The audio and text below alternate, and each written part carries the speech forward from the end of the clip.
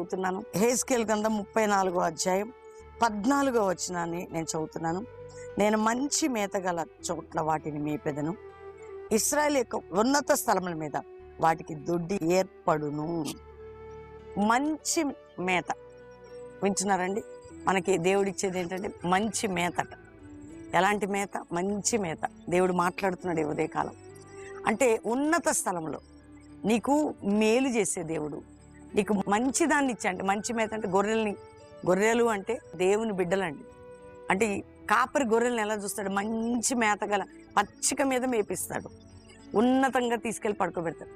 దేవుడు మన బిడ్డల్ని, ఆయన పిల్లల్ని అలా చేస్తాడు. నీ కుటుంబాన్ని నిన్ను దేవుడు వాగ్దానం చేస్తున్నాడండి. దేవుడు నిన్ను ఎక్కడ పెడతాడట?